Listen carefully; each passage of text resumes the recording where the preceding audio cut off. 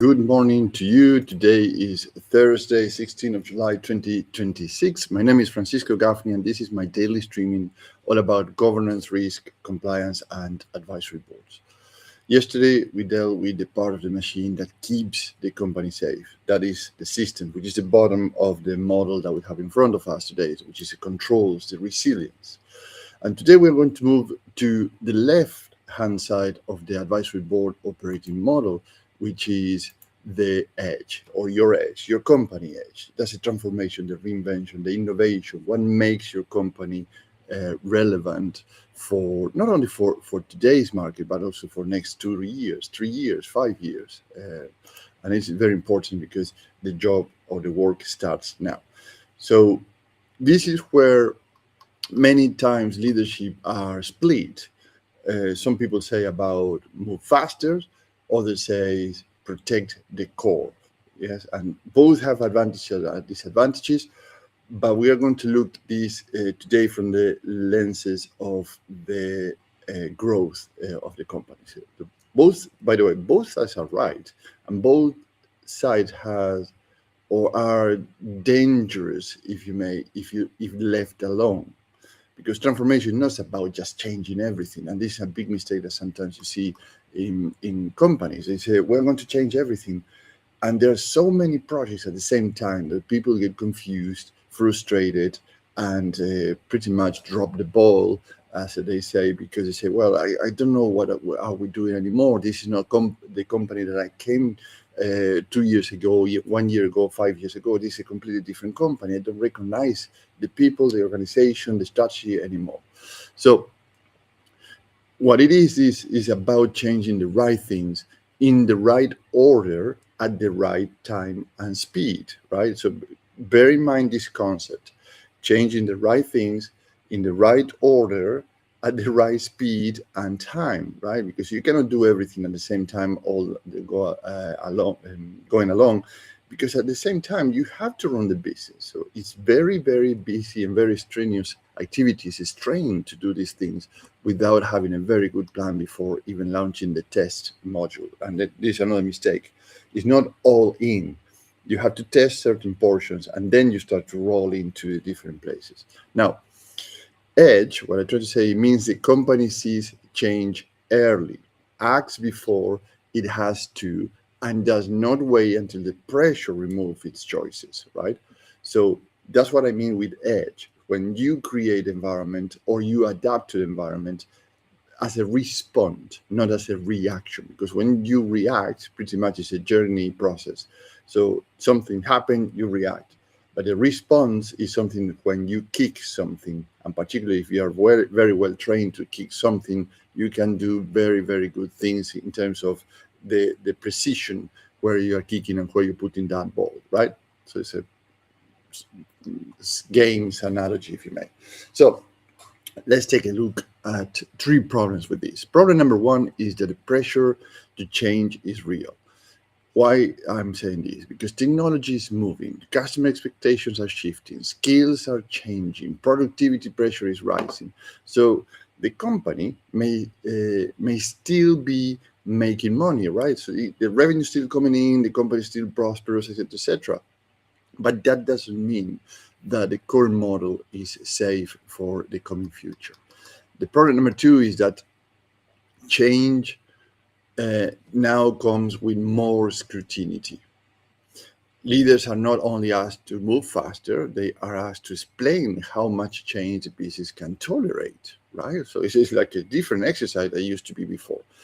What risk is being taken, what return is expected, and what interventions will be needed if things go wrong. So you have to have a very good plan before doing the move.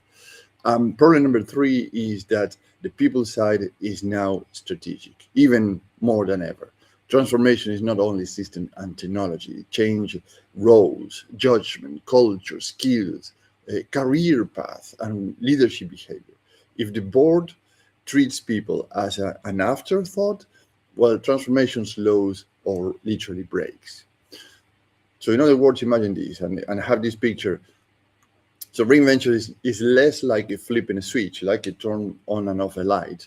It's more like changing the wheels of a moving train, right? So it can be done. It can be done at speed, but also you need a sequence, a process, a system, and skills to do that. You cannot do that like, oh, I'm going to change the wheel of a train.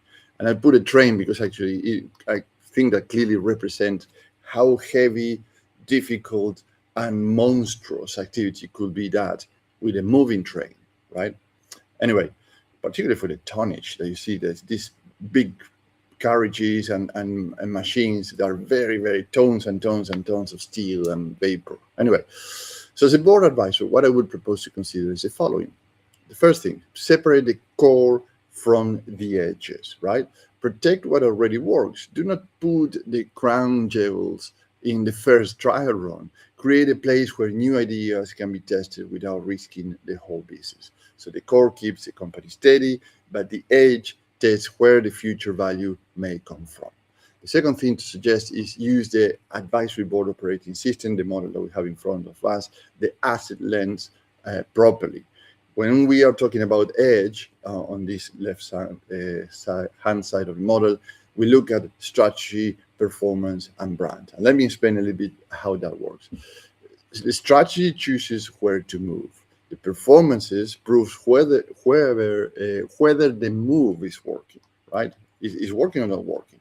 And the brand tells the market that the future business, what the future business is building, right? So this is a branding, the preparation, anticipation of what's coming next.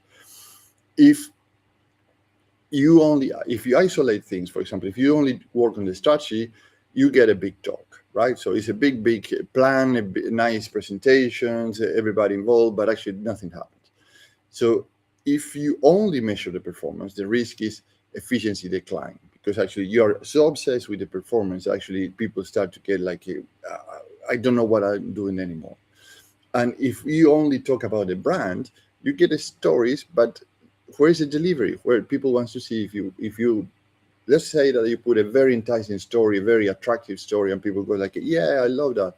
But then where's the substance if you don't have the measurement of the performance of that, or the delivery and the strategy that support that? So the three of them have to work together. The third thing I would suggest is treat transformation as capability, not one giant program. So not a panic response, as we mentioned, not a side project with a shiny name. Treat it as a repeatable ability to adapt without losing coherence. That means the board needs to ask questions, and questions are very good. It's not to challenge, it's not to defeat people, it's just to make sure that actually we cover all the angles as much as we can in our capacity. For example, which bets matters, which ones should be cut, which ones should be delayed, which ones should be doubled down, what capabilities missing, or for example, what help us judge this properly, right? So that last question, particularly that one, what help us to judge this properly, is where the advisory board becomes useful, because the transformation milestones change it. So remember that when you're doing transformation or innovation, sometimes it's not a whole change. It might be 1%, 2%, 3%, because you don't want to go so far from the familiarity of your customers in relation to your brand, your product, your services, that they all of a sudden see your brand or your product or your service and say, this is not what I know, right? So the innovation, the genius innovation, sometimes come with a 2 or 3% change. That's all. And we have an example from Coca-Cola where the biggest innovation was one single change back at the time when the Pepsi and Coca-Cola, they were very close to each other. They just increased the price. And remarkably, they threefold the revenue, because the perception of the pricing was just the same product, etc. But say, but it's more, it's a different price tag from the competitors. It was perceived as a premium product, right? So look at this kind of little details that actually make the big differences. So, and current times, for example, with AI, one stage may need AI adoption, right? So remember that when AI, if you have faulty models or normalization of this is a way that we do things around here with not a precise workflow, operation procedures, etc. AI adoption, the only thing that is going to do, amplify the problems and increase the gaps. So you have, with the AI, you have to be very careful. Another may be commercial repositioning, like I mentioned, the example from Coca-Cola. Another may be need operating redesign. Another may be a market entry, how we enter in this market that actually we haven't penetrated before.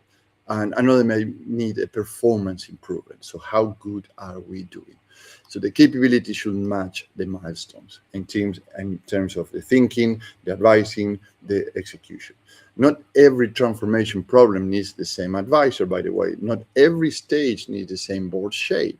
So a rotating advisory board helps the business bring the right expertise, whatever you need now, and then change the mix of advisors when the problem changes in the coming future, right? So I can say the following, or the advisory board can say the following. This is kind of thing that the good dosage of challenges and pressure to understand how the business can shape or reshape the form. So, for example, the business wants change, but the bed is not clear.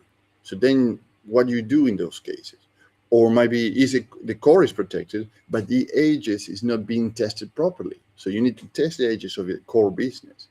Or like the team has too many initiatives and not enough sequence, right? That is a big problem. Now, what do you gain working with me? There's three things: business outcome, differentiators, and risk reduction. In terms of business outcome is the managed reinvention, meaning sharper choices, better sequencing, stronger leadership alignment, and faster movement where the return is real, not just as a test without a return. So if you are not testing against a business outcome, then why you're testing that? What is this, right? So the differentiator is a rotating international advisory board built around the change in front of you. The issues is AI, market entry, repositioning, operating redesign, or performance improvement. The capabilities match to the milestone. So we can change members every 6 months, every year, to make sure that we match the expertise, the experience, and the network of those advisory members into the milestone of your company. And the risk reduction is strategic drift and waste transformation spend. So the business avoids being the big consulting overhead, the long talent locked in, and the mistakes of keeping the same expert in the place for every phase of the organization. And that creates a group thinking that actually pretty much start to drift instead of decisively going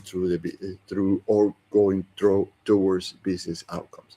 Now, one action you can take today, and it's doable in 30 minutes or less. And let me put our visual aid, our designed how you can measure this. It's very simple. Write down 3 transformation bets on one page. Only 3. Don't do everything. You're testing the edges here. You have to go towards a business outcomes. It cannot be like, we're going to try this and see the spaghetti test. Like throw a spaghetti through the wall and see what sticks.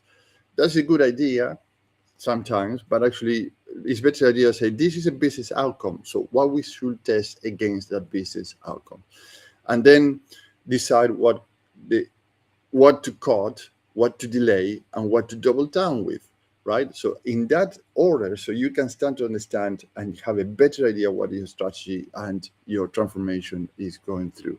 So if you cannot do that very, very clearly, probably the board is still mixing strategy with a wishful thinking. So you're trying spaghettis to the wall, to everything, rather than going specifically towards something that actually have a business outcome.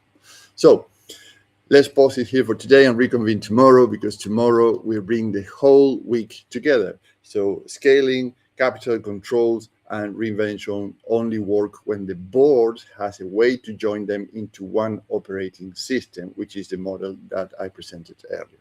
Now, if you are a founder, a chair, non-executive director, CEO, or anybody in the C-suite of organization, a strategic sponsor, and you need to reinvent the business without breaking the core, let's have a 30-minute chat so I can understand where you're coming from, where you are, where you want to go, and we can design an advisory board around the specific objectives, the milestone to match the expertise, the experience, and the network of these members to help you. So have a great day and talk to you tomorrow. Thank you and bye-bye.